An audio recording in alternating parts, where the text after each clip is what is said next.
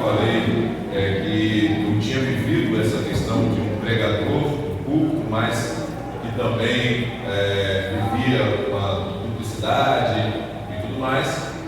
Eu pregava e também traía PG com algumas meninas que, enfim.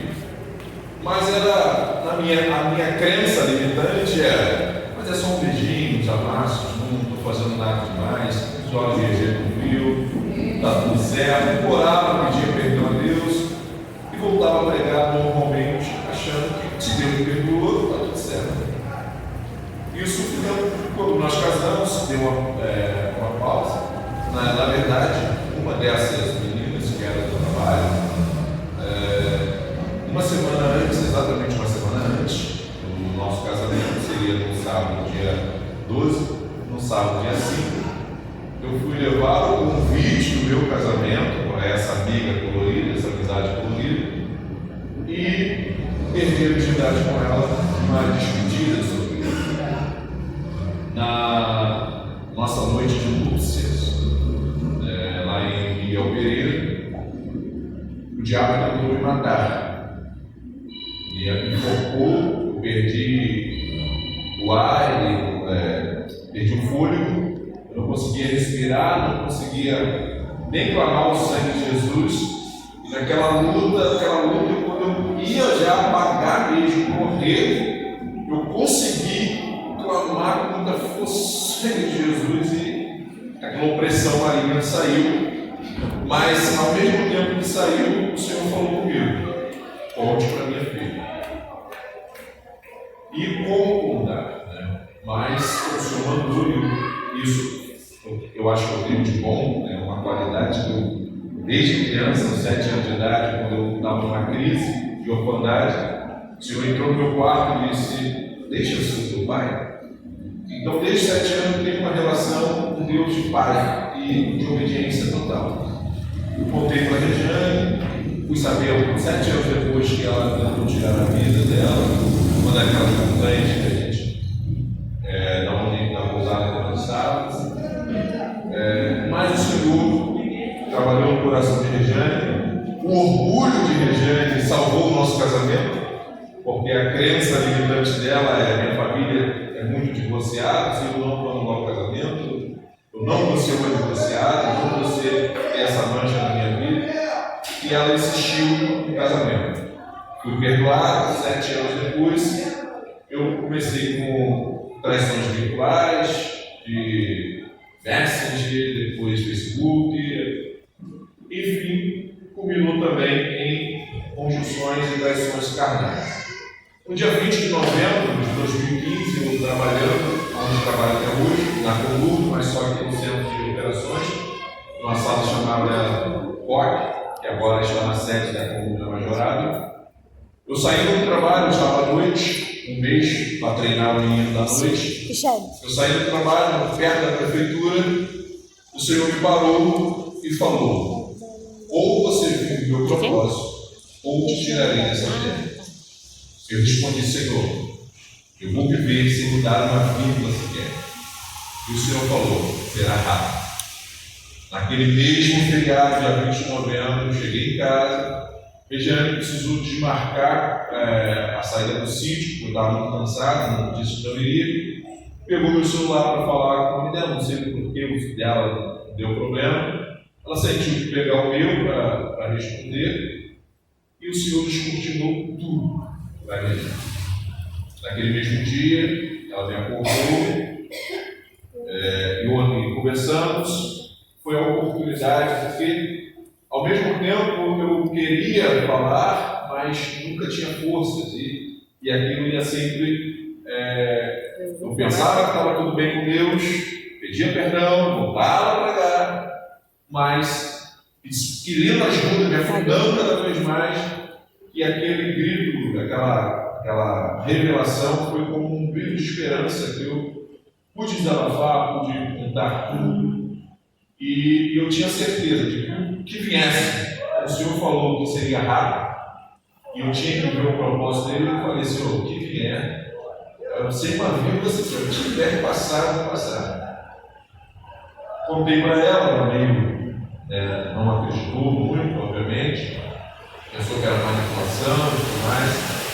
Eu expliquei a ela que daria todo o tempo, mas eu disse para ela: olha, eu tenho certeza de que o nosso casamento é de Deus, de tudo que nós passamos até aqui, Deus de alguma forma vai usar para nós, através de nós, para famílias. E eu não sei como você vai me perdoar, que eu te conheço, sei que quanto foi difícil a primeira vez, mas não adianta, não adianta, porque mesmo que você não me perdoe agora, vamos nos separar, vamos ficar anos separados, eu sozinho, você sozinho, e um dia teremos que voltar a ficar de novo, porque é isso que Deus quer. O Senhor me falou isso, e eu creio que foi Deus, e eu creio que assim será. Aí eu pedi um tempo, fui para Queimados, liguei lá para minha família, conversei com cada um dos meus irmãos individualmente, expliquei que era uma santa mulher de Deus e que tudo era culpa minha, que eles jamais poderiam ficar com raiva de qualquer atitude que ela tomasse, e que tudo que fosse acontecer estava nas mãos de Deus e Deus estava no controle. E depois, quando eu voltei, prazo acabou, que a gente pediu, voltei para casa para ouvir qual era a sentença dela, se ela ia pedir divórcio ou se tentaria a última chance. Como eu sempre digo, eu vivo a minha última chance com Deus, não é nem com a com Deus. Eu sei que se eu pisar na bola, Ele me tira daqui mesmo. Eu seria o primeiro filho da minha mãe a morrer. Já foram a Elisângela, sei lá, no dia 20 de junho de 2016, o Eliseu, no dia 20 de março de 2021, sobrinho Lucas, meu afilhado, no dia 13 de dezembro de 2021, e o Felipe, o primogênito dos meus sobrinhos, no dia 13 de novembro de 2021. Observa que as datas são sempre iguais: 20, 20, 13, 13. Então não são coincidências. E Deus falou comigo no dia 20 de novembro, né, de 2015. E quando eu voltei, para minha surpresa, a Regiane falou que Deus tinha falado. Deus tinha dito para ela que tinha que cuidar de mim, porque Ele tinha nos unido e que Ele tinha um propósito através de nós juntos, e que isso era necessário acontecer, seguir, né? E ela me deu mais uma intimação, né, de que eu teria que procurar ajuda, e procuramos ajuda do nosso pastor, Silinhas Filho, aqui na Diverca Taquara, na época ele era IADJ. Ele nos indicou uma psicóloga lá na Penha. E eu lembro que de toda a conversa, o que me marcou com essa psicóloga foi quando ela me disse o seguinte: ela falou, olha, acabou agora a sessão terapêutica, agora eu vou falar como pastor e mulher de Deus. Você, eu vejo sinceridade nas suas falas. Eu vejo que realmente Deus você está convertido agora. Mas tudo que você viveu, todas as oferendas que você levou para Deus até hoje, era como um bolo com recheio de fezes. Aquilo me machucou. Pela primeira vez eu ouvi uma verdade assim, na lata, e eu concordei 100%. Falei, concordo. Ela falou, e agora você vai ter que passar por um processo e Deus vai arrancar, raspar toda a imundície dessa tua oferenda, que é o teu corpo. Você é o bolo, você é a oferta do Senhor. E você vai ter que passar e provar para todos, porque não adianta você falar, você tem que viver e mostrar nas suas atitudes o que Deus falou e o que você está disposto a viver. E eu falei para ela, olha, eu disse que você me dá uma vírgula sequer, o que tiver aqui, a gente vai encarar. Uma amiga nossa nos indicou celebrando a transformação na PIB da Barra, e começamos a viver o processo. Quando eu cheguei lá, eu pensei que era uma seita, porque eu odeio essa frase, eu vi ela hoje de novo na reunião com as igrejas dos facilitadores: celebrando tem que passar por você. Eu não entendia, e até hoje eu entendo a frase hoje, mas ela me dá aquela crise. Porque é muito doloroso quando você aceita viver o processo E é isso que essa frase significa. E a outra frase que eu achava que era uma seita é que o sigilo, tudo que era dito ali na sala da partilha não poderia ser contado nem para o cônjuge, para ninguém. E eu ficava com o pé atrás, eu sou muito desconfiado, o ritmo é muito alto, né? O esquivo, desconfiança também. E vivemos esse processo. Eu confesso, meus irmãos, que eu mergulhei tanto de cabeça nesse processo, que se não fosse esse processo do Celebrando a Transformação de 2016, eu acho que eu não suportaria o falecimento da minha irmã. Eu tinha ela como minha segunda mãe, e ela que me criou. Então, o falecimento, tanto que quando ela faleceu, na noite dela, lá no hospital, Deus não permitiu ela morrer antes dele me levar no quarto dela, em espírito, e me mostrar ele colhendo ela do leito. Eu vivi essa experiência com Deus, Regiane do meu lado. Quando eu acordei, eu falei com Regiane, quando eu acabei a oração, Deus mostrou essa visão. Eu contei para a Regiane, o telefone tocou, meu sobrinho Felipe, esse que faleceu em novembro de 2021. Quando ele me ligou, eu falei, eu já sei, Deus levou. Ele falou, minha mãe está chorando. E eu suportei o processo da perda da minha mãezinha, de criação, de consideração, por causa do que já estava celebrando. Mas Regiane demorou o quê? 5 anos. Já levou uns 3 a 5 anos para sair do primeiro passo do celebrando. Eu vivi os passos assim com uma tranquilidade, porque eu já cheguei lá com a consciência de que eu precisava viver essa transformação. E Regiane chegou lá apenas levando um doente para passar por um processo de transformação. Mas chegando lá, e depois ela fala por ela, mas depois ela começou a vivenciar alguns processos, e ela vai contar também melhor no livro dela. O título pode falar? Não deixa. Surpresa. E ela vai contar melhor esse processo, porque ela tinha na mente dela que ela só estava levando em espírito e me mostrar que ele colhendo ela do leito. Eu vivi essa experiência com Deus, Regiane do meu lado. Quando eu acordei, eu falei com Regiane, quando eu acabei a oração, Deus mostrou essa visão. Eu contei para a Regiane, o telefone tocou, meu sobrinho Felipe, esse que faleceu em novembro de 2021. Quando ele me ligou, eu falei, eu já sei, Deus levou. Ele falou, minha mãe está chorando. E eu suportei o processo da perda da minha mãezinha, de criação, de consideração, por causa do que já estava celebrando.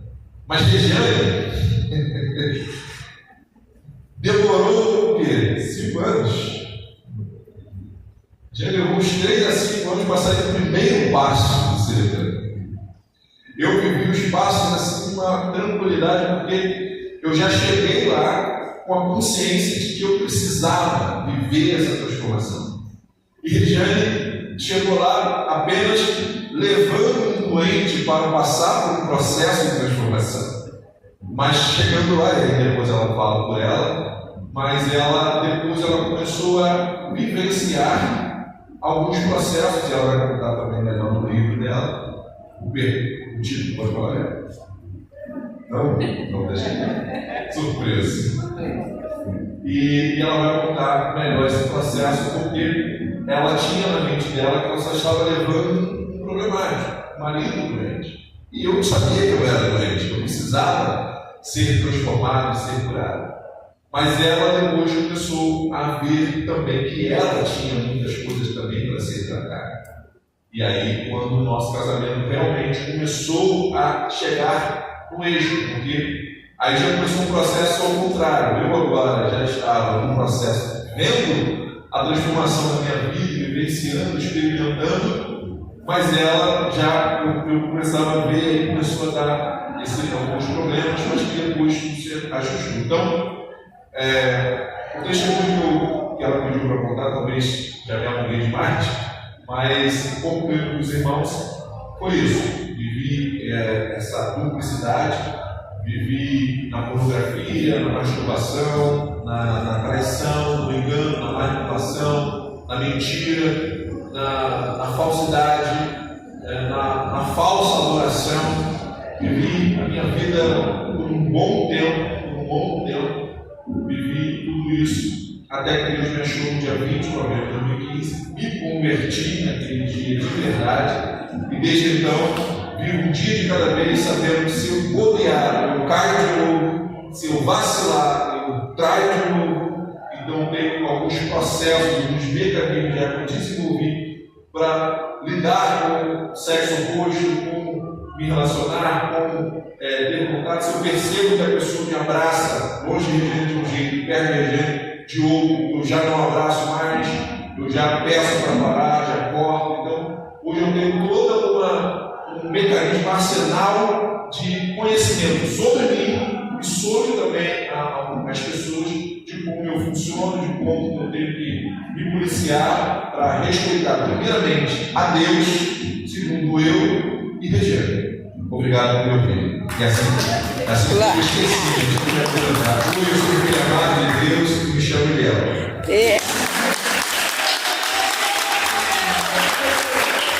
assim, para mim é importante expor isso.